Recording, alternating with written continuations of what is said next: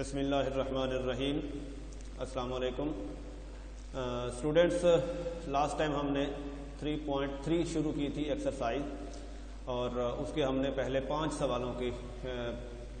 सवालों की डिस्कशन की थी, और उसमें आपको ये मैंने बताया था कि कुछ प्रॉपर्टीज़ का इस्तेमाल करके हमने उनके सोल्यूशन बनाए थे।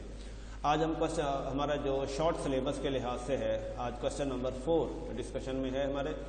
तो क्वेश्चन नंबर 4 दरअसल यूँ है, जैसा कि आप देख रहे हैं कि हमें गिवन है कि इफ़ बी एक मैट्रिक्स गिवन है और हमें फाइंड करना है बी का डिटर्मिनेंट, और उसके साथ साथ बी के ये कुछ कोफैक्टर्स भी निकालने हैं। बी मैट्रिक्स के कुछ ये कोफैक्टर भी निकालने हैं, ये वाले जो नंबर दिया गया है। तो इसको हम कैसे कैलकुलेट करते हैं, तो वो ये देखें कि फर्स्ट ऑफ ऑल हम एक फार्मूला इस्तेमाल करते हैं BIJ मतलब I और J rows and column is equal -1 की पावर I प्लस J और into MIJ। For all I की वैल्यू रहेगी यहाँ पर 2, और J जो होगा वो 1 भी होगा, 2 भी होगा और 3 भी होगा। ठीक हो गया। तो अब हम इसी फार्मूले को इस्तेमाल करते हुए ये सारे B कैलकुलेट कर रहे हैं। तो B21 तो बराबर हो जाएगा -1 की पावर 2 प्लस 1, और ये 2 प्लस 1 जो है ये दरअसल -1 का जो फैक्टर है ये उसका साइन यहाँ पे डिफाइन करेगा कि आइदर पॉजिटिव आएगा या नेगेटिव आएगा। तो उसके मुताबिक जो MIJ हम कह रहे हैं, तो ये देखें कि दूसरी रो में पहला नंबर वो यहाँ आप देख रहे हो ये 3 है। तो हमने ये कॉलम और ये दूसरी रो डिलीट कर दी, बाकी ये बच गया हमारे पास -2 + 5 + 1 + 2 ये लिखा हुआ। उसके बाद -1 की पावर है 2 + 1 यानी ऑड वैल्यू है, 3 है तो नेगेटिव रहेगा, -1 आ गया। उसके साथ साथ बाकी इसका सोल्यूशन बना लिया, वो -9 है, माइनस इंटू माइनस प्लस 9 हो गया। एंड सिमिलरली इसी फार्मूले के तहत हमने ये B22 भी कैलकुलेट किया है, 20 निकला है, B23 भी कैलकुलेट किया है, -1 निकला है। अब हमने B का डिटर्मिनेंट चाहिए। तो B का डिटर्मिनेंट जो है वो हम, क्योंकि हमारे पास ये सारे दूसरी रो के कोफैक्टर मौजूद हैं, तो इस एक रो की मदद से कोफैक्टर चूँकि निकाल चुके हैं तो हम उसका डिटर्मिनेंट बना सकते हैं। देखें तो पहला नंबर 3 मल्टीप्लाई B21 यानी उसका कोफैक्टर, प्लस दूसरा नंबर -1 मल्टीप्लाई उसका कोफैक्टर, फिर तीसरा नंबर मल्टीप्लाई उसका कोफैक्टर। तो वैल्यूज हमारे पास यहाँ ये बन चुकी हैं, ये हमने सारी लिख ली। इन सब को आपस में मल्टीप्लाई किया, -20 -4 बिकम्स -24, 27 -24 बिकम्स 3। यही हमारा रिक्वायर्ड सोल्यूशन था। हमने B21, B22, B23 भी फाइंड हो गए, और B का डिटर्मिनेंट भी हमने कैलकुलेट कर लिया। ठीक हो गया। उसके बाद जो क्वेश्चन नंबर 5 था, क्वेश्चन नंबर 5 मैंने आपको पिछले लेक्चर में ये बात की थी कि जब हमने वहाँ पे क्वेश्चन नंबर 2 किया था जिसमें विदाउट एक्सपेंशन है, तो क्वेश्चन नंबर 5 भी उसी टाइप का है, विदाउट एक्सपेंशन। उसके 1 से 2 सवाल जहाँ पर शॉर्ट सिलेबस में दिए हुए हैं वो वहाँ पे आपको मेंशन कर दिए गए थे क्लास में। तो उसके मुताबिक ही आपने उसी तरह से उसका सोल्यूशन करना है, उसमें कोई नई टेक्निक नहीं है, प्रॉपर्टी का इस्तेमाल है। तो इसीलिए अब हम नेक्स्ट जो है वो क्वेश्चन नंबर 6 की तरफ जाएंगे। क्वेश्चन नंबर 6 में हमें कहा गया है find the value of x if the determinant, सारे डिटर्मिनेंट की वैल्यू जो है वो -30 हो। तो हम सोल्यूशन शुरू करते हैं। तो ये हमारे पास है गिवन, तो हमने इस डिटर्मिनेंट को क्या करना है, पहले एक्सपेंड करना है। कहाँ से? पहली रो की मदद से। पहली रो की मदद से जब हम इसको एक्सपेंड करेंगे तो पहला नंबर आया 3, और उसका ये कॉलम ये रो हमने डिलीट की, 3 4 1 0 ये नंबर आ गया। फिर माइनस का साइन लगाया, दूसरा नंबर आ गया। फिर ये कॉलम ये रो डिलीट की, एंड देन हमारे पास -1 4 x एंड 0 ये सेकेंड डिटर्मिनेंट बन गया। उसके बाद हमारे पास है तीसरा नंबर +x, फिर हमने ये कॉलम और ये पहली रो डिलीट की, तो -1 3 x एंड 1 ये नंबर बन गया, और इक्वल चल रहा है हमारे पास -30। अब इन छोटे डिटर्मिनेंट को भी हम कैलकुलेट करके यूँ एक हमारे पास रिलेशन आ गया अब हम देख रहे हैं कि -4 मल्टीप्लाई 3 -12 हो गया, -4x एंड +4x बन गया and x -1 and than equal 30 को इधर ले गए तो ये बन गया +30। टोटल इसका सोल्यूशन बनाया बेटा हमारे पास बन गया -3x² + 3x + 18। अब हम स्क्वायर टर्म को पॉजिटिव करने के लिए और उसका कोफिशिएंट 1 बनाने के लिए क्या कर रहे हैं, हम इसको डिवाइड कर रहे हैं -3 से। सारे नंबर हमने डिवाइड किए तो +x² -x और -6। हमने अब ये क्वाड्रेटिक इक्वेशन आ गई और इस क्वाड्रेटिक इक्वेशन के क्या बना लिए हमने, फैक्टराइजेशन।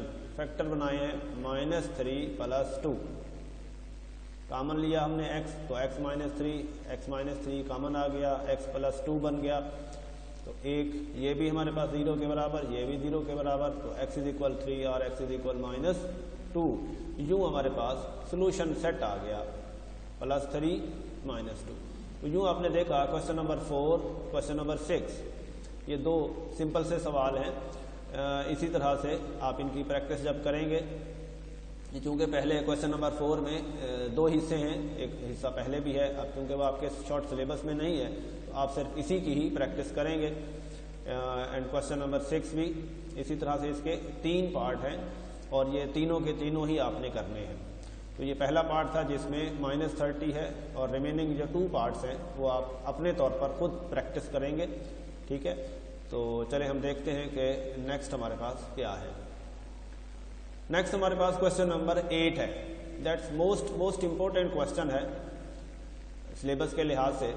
हमारे पास एक डिटर्मिनेंट दिया हुआ है ऑर्डर 4 का और हमें कहा गया है कि इसको प्रूव करें कि x + 3 और x - 1 का क्यूब इन दो फैक्टर के प्रोडक्ट के बराबर इसकी टोटल वैल्यू बनती है। तो लेफ्ट हैंड साइड हम कंसीडर कर रहे हैं, तो हम देख रहे हैं कि ये सारे डायगोनल पर x हैं। इस तरह का सवाल एक पीछे भी मौजूद है, वहाँ पर a + l वाली शक्ल आई थी। अब यहाँ पे देखें क्वेश्चन नंबर, यहाँ पर हमने ये किया है कि कॉलम 1 के अंदर 1 + 1 + 1 अगर करें तो बन जाता है 3। तो हमने क्या किया, ये सारा लिखा गया है कि कॉलम 1 में 2, 3 एंड 4, ये कॉलम क्या कर दिए हमने, जमा कर दिए। जमा करने पर पहले कॉलम में सारे नंबर बन गए x + 3 की शक्ल में और बाकी नंबर उसी तरह रहेंगे, बाकी में कोई तब्दीली नहीं की हमने।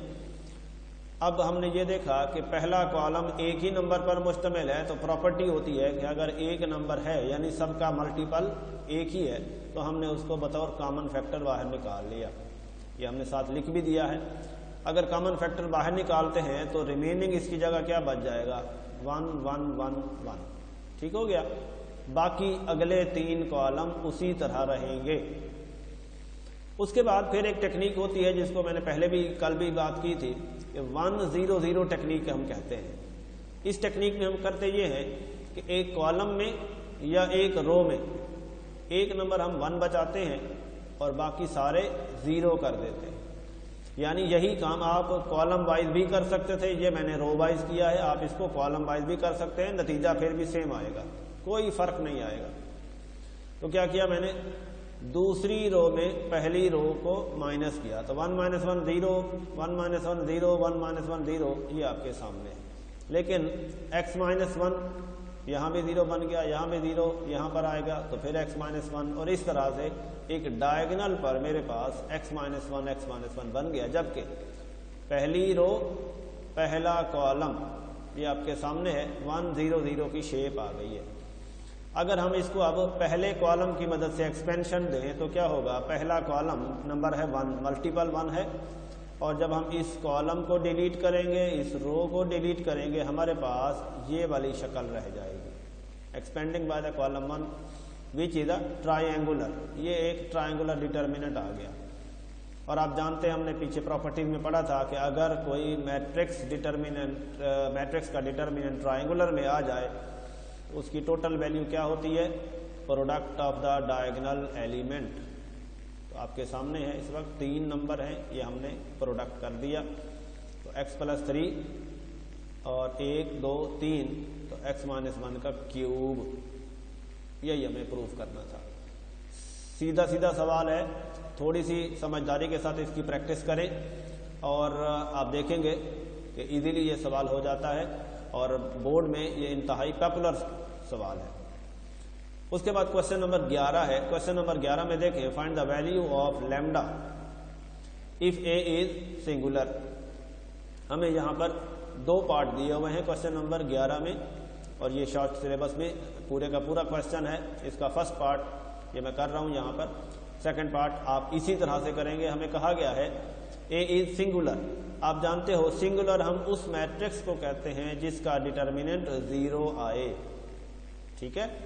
तो इसी थ्योरी को, इसी प्रॉपर्टी को यूज करते हुए हम आगे चलेंगे। अब हमारे पास ये है कि ए एक मैट्रिक्स है गिवन, तो फिर हमने उसका डिटर्मिनेंट कैलकुलेट किया और इक्वल कर दिया 0 के। अब इस डिटर्मिनेंट को हमने क्या किया, पहली रो की मदद से एक्सपेंशन दी एज इट इज इक्वल 0। इनका कैलकुलेशन की हमारे पास यूं सारे मल्टीपल निकालने के बाद 10 minus 18, 3 minus 18 is equal 15 and lambda बाहर रह गया, 7 माइनस 12 माइनस 5 रह गया। एंड देन अब हमने जब इन सब को मल्टीप्लाई किया हमारे पास आ गया -60 प्लस 5 लैम्डा प्लस 45, और आप देख रहे हो कि जब 60 में से 45 हमने निकाले तो -15 रह गया, और हमने इसको फर्दर शिफ्ट किया तो 5 पे डिवाइड करने पर लैम्डा की वैल्यू निकल आई हमारे पास 3। तो इस तरह से हमने देखा कि अगर ये मैट्रिक्स इस लैम्डा की जगह पर 3 पुट कर दिया जाए तो क्या होगा, ये मैट्रिक्स सिंगुलर बन जाएगी, ठीक है ना। यही हमें कहा गया था, find the value of lambda if A is singular. इसका सेकंड पार्ट भी इसी तरह से करेंगे आप, उसको भी इसी तरह से आप कैलकुलेट करेंगे उसका डिटर्मिनेंट, और उसको 0 के बराबर करके, और वहां से फिर लैम्डा की वैल्यू निकल आएगी। ठीक हो गया। नेक्स्ट देखते हैं। नेक्स्ट हमारे पास इस एक्सरसाइज में जो क्वेश्चन है वो है 14। उससे पहले एक सवाल और भी है, उसको आप खुद करेंगे क्योंकि वो आपने पहले पीछे आपको करवा दिया है कि उसमें जस्ट इनवर्स फाइंड करने हैं और कुछ नहीं करना, इनवर्स फाइंड करना है। और इसमें चूंकि थोड़ा सा डिफरेंट काम करना था इसलिए ये मैं आपको करके दिखा रहा हूँ। हमें कहा गया है कि if A is this given है, वेरीफाई करना था कि ए इनवर्स का ट्रांसपोज लिया जाए या ए ट्रांसपोज का फिर इनवर्स बनाएं। देखें 2 डिफरेंट चीजें हैं, तो वो कहते हैं दोनों में कोई फर्क नहीं होता, ये दोनों बराबर रहते हैं आपस में। ठीक हो गया। तो अब हम देखते हैं, इसको वेरीफाई करते हैं क्या वाकई ऐसा है। तो first we find A inverse, A का इनवर्स फाइंड करते हैं। इनवर्स फाइंड करने के लिए हमने उसका डिटर्मिनेंट कैलकुलेट किया और डिटर्मिनेंट हमारे पास निकल आया 5 विच इज नॉट 0, यानी ये जो मैट्रिक्स ए है ये क्या है, नॉन सिंगुलर। तो इंप्लाइज क्या हुआ फिर, ए इनवर्स एग्जिस्ट। अब हम देख रहे हैं कि इनवर्स एग्जिस्ट कर गया है, तो इसका मतलब आप उसका एडजॉइंट निकालेंगे। Adjoint of the matrix A is, हम जानते हैं एडजॉइंट बनाते वक्त क्या करते हैं, ये डायगोनल वाले पोजीशन बदल देते हैं और इनवर्स डायगोनल के साइन बदल देते हैं। तो ये देखें, ये हमने कर दिए। एंड देन उस पे ये जो डिटर्मिनेंट है 5 डिवाइड कर देंगे, एंड देन हम जब इसको अंदर मल्टीप्लाई कर दें तो यूं एक मैट्रिक्स हासिल हो जाती है। अब इस इनवर्स का हमने क्या लेना है, ट्रांसपोज। ट्रांसपोज लेने के लिए ये पहली रो को हमने पहला कॉलम बना दिया, दूसरी रो को दूसरा कॉलम बना दिया। ठीक हो गया। तो अब हमने इसको एक रिजल्ट बना लिया। नेक्स्ट सेकंड रिजल्ट बनाने के लिए आप देख रहे हो यहाँ पर ट्रांसपोज पहले है, इनवर्स बाद में है। तो हमने पहले इस मैट्रिक्स का ए का, ये जो गिवन मैट्रिक्स थी, इसका क्या किया हमने, ट्रांसपोज लिया। ट्रांसपोज लिया और वो ये बन रहा है, तो ट्रांसपोज का फिर अब हमने इनवर्स निकालना है, उसके लिए इसका डिटर्मिनेंट चाहिए। डिटर्मिनेंट हमने कैलकुलेट किया तो वो 5 निकला। प्रॉपर्टीज अगर आपको याद हो तो ट्रांसपोज की प्रॉपर्टीज में है कि ओरिजिनल मैट्रिक्स का ट्रांसपोज लिया जाए, डिटर्मिनेंट लिया जाए, या उसके ट्रांसपोज का डिटर्मिनेंट लिया जाए, वो सेम रहता है, देयर इज नो डिफरेंस। तो वो आप देख रहे हैं यहाँ पर, ऊपर भी यहाँ 5 निकला था, यहाँ भी 5 निकला है, यानी वैल्यू सेम रहती है। तो इसका मतलब यह हुआ कि इस मैट्रिक्स का जो है वो इनवर्स एग्जिस्ट करता है, नॉन जीरो हो गई। फिर हमने इसका एडजॉइंट लिया, ए ट्रांसपोज का एडजॉइंट, उसी तरह से ये डायगोनल की जगह बदल दी हमने और इनवर्स डायगोनल के साइन बदल दिए, ये आपके सामने है, बदल दिया। अब हम इन्वर्स के लिए डिटर्मिनेंट निकाल चुके हैं 5, तो वो हमने 1/5 डिवाइड कर दिया, अंदर मल्टीप्लाई करते हैं तो यूं हमें एक मैट्रिक्स मिलती है। अब आप गौर करें, रिजल्ट 1 में जो लिखी हुई मैट्रिक्स है और रिजल्ट नंबर 2 में जो लिखी हुई मैट्रिक्स है वो एक जैसी है। अगर दोनों का रिजल्ट एक है तो फिर दोनों की लेफ्ट हैंड साइड भी सेम होगी, और यही हमें प्रूफ करना था।